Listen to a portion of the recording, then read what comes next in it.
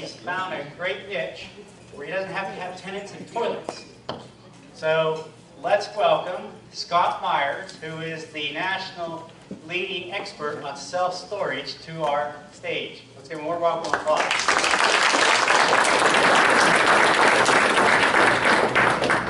All right, everybody hear me? Yeah, I think so. I can hear myself. Well, thank you so much, everyone, for that round of applause. It's great when I get a round of applause when I haven't even said anything, so thank you so much for that.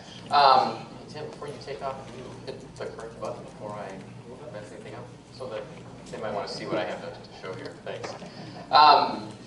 Good to be here in Dayton for multiple reasons. One, I live in Indianapolis, and I don't have to get on a plane or stay the night in a hotel to come and share what I have to share and look for additional partners for our business. And secondly, and most importantly, is that I don't go out and speak much anymore. I used to do a lot of teaching, a lot of speaking. Now I reserve those times where I speak at the industry trade shows for the Self-Storage Association and Inside Self-Storage, and in groups like this one in the markets in which I'm investing in.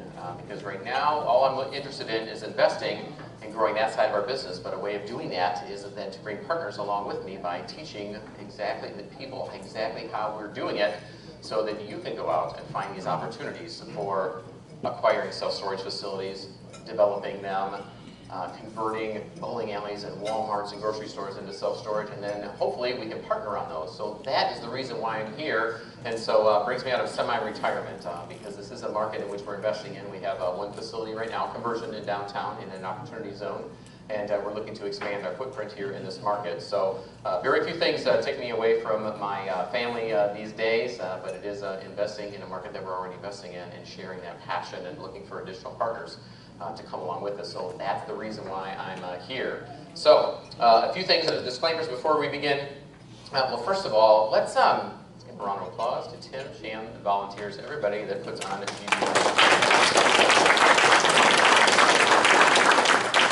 I used to be the president of Central Indiana Real Estate Investors Association, and I know what it takes to put on an event like this. We grew our group to over 600 members, and it takes a whole lot of folks and a whole lot of work behind the scenes to be able to do that. So don't forget to thank them and show your appreciation for what they're doing. So with that, also, I'm a fast talker. I've got a lot of information that I want to get across to you. I'm also fully caffeinated. This is an energy drink, so I will talk fast, so take notes. But if I would ask you, if you don't mind, if we could hold our questions until the end. I'll stick around as long as it takes to answer your questions. I think I end at like only, we stop at like 10 o'clock really early or something like that, don't I? Is that what I get off at? 10, 11 o'clock. So I'll stick around until 11:15, 11. Okay. So I promise. I know the bewitching hour, and I do have to drive home. But we can do one of two ways by vote.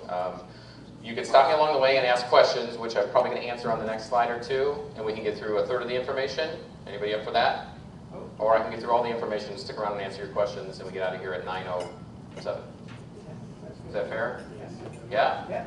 Okay, just checking. All right, that's what we're going to do then. So I will answer your questions, and there's only so much that I can do in an hour and a half that we have here together. What I've done is we hold 3-day events. I do mentoring, I do consulting, and what I've done is try to consolidate a 3-day event of touching on all of the aspects of finding, evaluating, purchasing, and managing self-storage facilities. So we're going to stay at the 30,000 foot level, but I'm going to give you my top tips and strategies and tactics in each one of those areas to introduce you to self-storage and some of my favorite, again, techniques and strategies in each one of those areas. So pay attention, take lots of notes, and I will looking forward to introducing you to the wonderful world of self-storage, because this is an asset class that we love. So one of the things that I want to do to start out with is there's a lot of you that may be new to self-storage. You haven't looked into it before, really, what's going on with those garages that I see all over the place. So I want to bust some of the myths and talk about the truths about self-storage. Some that have been around even when I began looking into it in 2004 and 5 before I actually invested, and some that I run into even these days. So first of all, self-storage is a huge sector with very little competition. It's insanely profitable in both good and bad economies. It's the easiest to finance, it's the easiest to manage. There's an endless opportunity to increase cash flow and value. Those are all the truths about self-storage, contrary to what a lot of people believe. And when I began looking into self-storage, I was buying, as Tim said, houses and apartments and office buildings and warehouses, and then I started buying Class A office buildings and Class A apartment complexes, and I was moving up what I thought the real estate ladder until I had no time and I had no cash